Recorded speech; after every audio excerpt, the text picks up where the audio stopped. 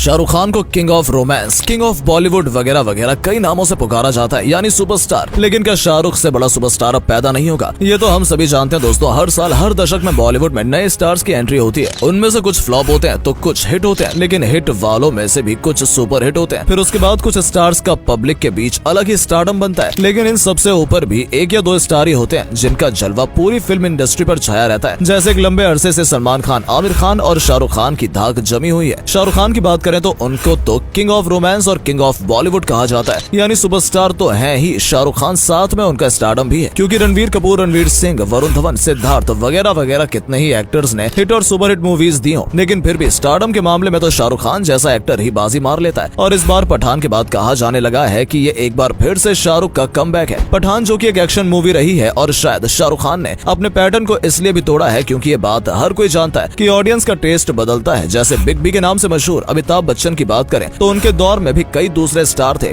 जैसे शशि कपूर, जितेंद्र और राजेश खन्ना, लेकिन अमिताभ का पलड़ा हमेशा भारी रहा। अमिताभ के बारे में आपको जानकर हैरानी होगी कि अपने करियर की शुरुआत में उन्होंने 2, 4, 6 नहीं बल्कि पूरी 12 फिल्में फ्लॉप दे मारी थी। लेकिन फिर आई जंजीर, जिसके बाद उनकी किस्मत ही पलट गई। वरना इससे पहले तो डायरेक्टर्स और प्रोड्यूसर्स ने अमिताभ को मनहूस समझना भी शुरू कर दिया था कि भैया इस बंदे के साथ फिल्म की तो नैया डूबेगी ही डूबेगी। लेकिन फिर जंजीर के बाद 1973 से 1990 तक अमिताभ ने बॉलीवुड को एक्शन का वो जलवा दिखाया कि बॉलीवुड के एंग्री मैन कहलाए। लेकिन ये सिलसिला तब थम गया जब 1982 में कूली की शूटिंग के दौरान उन्हें गहरी चोट लगी, जिसके बाद उन्हें ब्रेक लेना पड़ा। और जब वापसी हुई, और वापसी भी कुछ धमाकेदार नहीं रही। और एक समय ऐसा आया जब अमिताभ बच्चन को फिल्में मिलना लगभग बंद ही हो गई, जिस वजह से अमिताभ पॉलिटिक्स में किस्मत आजमाते हैं, लेकिन वहाँ भी किस्मत उनका साथ नहीं देती। फिर वो अपनी कंपनी खोलते हैं, वो भी डूब जाती है, हाय रे किस्मत। लेकिन फिर उनको ऑफर मिलता है केबीसी का, जिसके बाद फिर से उनकी किस्मत चमक उठती है। बाद में हालात सुधरने के बाद अमिताभ ने फिर से फिल्म मोहब्बतें से बॉलीवुड में वापसी की। आपको बता दें, अमिताभ, शाहरुख, आमिर, सलमान, ऋतिक रोशन, सनी देओल जैसे भले ही बॉलीवुड में बहुत सारे सुपरस्टार्स हों, लेकिन बॉलीवुड के पहले सुपरस्टार थे राजेश खन्ना। आज जिस तरह लड़कियां शाहरुख खान या सलमान खान की फैन हुआ करती हैं, उसी तरह एक दौर में राजेश खन्ना पर लड़कियां फिदा रहती थी और दीवानगी यहाँ तक होती थी कि राजेश खन्ना की फोटो के साथ शादी भी कर लिया करती थी। बता दें, राजेश खन्ना ने अपने करियर की शुरुआत 1966 में उनकी पहली फिल्म नमक हराम से की थी। इसके बाद जब 1970 में आराधना आई, और इस मूवी के बाद तो जैसे किस्मत इनकी आराधना करने लगी, क्योंकि इसके बाद 1970 से 1975 तक राजेश खन्ना की हर फिल्म सुपर हिट रही थी। और राजेश खन्ना को पहला सुपरस्टार इसलिए कहा जाता है क्योंकि उन्होंने 15 फिल्में लगातार सुपर हिट दी थी। मतलब समझ रहे हैं आप, आज के समय में 2-4 फिल्में अगर हिट हो जाती हैं तो आज के स्टार्स खुद को सुपरस्टार समझने लगते हैं। जबकि आपको जानकर हैरानी होगी कि राजेश खन्ना की लगातार 15 सुपर हिट फिल्म का रिकॉर्ड आज तक नहीं टूट पाया है, क्योंकि हम पहले ही बता चुके हैं कि 12 फ्लॉप फिल्में देने के दौरान लोगों ने अमिताभ को मनहूस समझना शुरू कर दिया था। तो सोचिए, जस्ट इमेजिन, जिस बंदे की 15 फिल्में लगातार सुपर हिट हो, उस बंदे का स्टारडम क्या रहा होगा। डायरेक्टरों और प्रोड्यूसरों की तो इनके घर के बाहर ऐसी भीड़ लगी रहती थी जैसे आजकल के स्टार्स के घर के आगे फैंस की भीड़ रहती है। लेकिन जैसा कि आप जानते हैं, हम एक ही तरह की चीज को हमेशा तो एंजॉय नहीं कर सकते ना। सो हुआ भी वही। इनके बाद फिर एंट्री हुई अमिताभ की, जिनका स्टारडम तकरीबन 1985 तक रहा। लेकिन फिर उनका दौर भी गया और दौर शुरू हुआ शाहरुख खान, सलमान खान और आमिर खान का। खान की इस तिकड़ी में सबसे पहले एंट्री हुई थी आमिर खान की, जिन्हें आज मिस्टर परफेक्शनिस्ट कहा जाता है। उस दौर में 1988 में आमिर की फिल्म आई थी कयामत से कयामत तक। इस फिल्म के साथ ही आमिर हिट स्टार्स की कतार में खड़े हो जाते हैं। लेकिन इसके अगले साल 1989 में सलमान की फिल्म आती है मैंने प्यार किया। फिर क्या था, लोगों के बीच सलमान और आमिर की तूती बोल उठी। बता दें, जिस समय तक सलमान और आमिर ने बॉलीवुड में खुद को स्टैब्लिश कर लिया था, उस समय तक शाहरुख टेलीविजन की दुनिया में थे। इसके बाद जब 1992 में दीवाना रिलीज होती है तो शाहरुख भी अपनी पहली छाप छोड़ते हैं। और इसके बाद 1992 से 2010 तक शाहरुख खान बॉलीवुड पर छाए रहे। उनकी हिट लिस्ट में वैसे तो बहुत सी फिल्में, लेकिन दिलवाले दुल्हनिया ले जाएंगे, कुछ कुछ होता है और कल हो ना हो जैसी मूवीज की बदौलत वो किंग ऑफ रोमांस कहलाए। सिर्फ भारत में ही नहीं, विदेशों तक उनकी पॉपुलैरिटी पहुंच चुकी थी। और इस बात को साबित करता है बराक ओबामा का दौरा, क्योंकि अपनी यात्रा के दौरान उन्होंने शाहरुख की फिल्म का डायलॉग बोला था, सेनोरिटा, बड़े बड़े शहर में छोटी छोटी बातें होती रहती हैं। लेकिन फिर जब सलमान की वांटेड आई तो सलमान का जलवा फिर से बोल उठा, जिसके बाद उन्होंने कई हिट और सुपर हिट फिल्में दी। इसी तरह दोस्तों, आमिर का दौर भी 3 इडियट के साथ लौटा था। इसके बाद गजनी जैसी सुपर हिट मूवीज के साथ उनका भौकाल भी लगातार छाया हुआ है। हालांकि पैंडेमिक के बाद से क्या शाहरुख, क्या सलमान और क्या आमिर सब ठंडे बड़े थे, लेकिन शाहरुख की पठान के बाद फिर से बॉलीवुड की जान में जान आई है। लेकिन दोस्तों, राजेश खन्ना, अमिताभ जैसे सुपरस्टार के एग्जांपल्स देखने के बाद आपकी क्या राय है? क्या शाहरुख बॉलीवुड के आखिरी सुपरस्टार होंगे? कमेंट करके जरूर बताइएगा। धन्यवाद।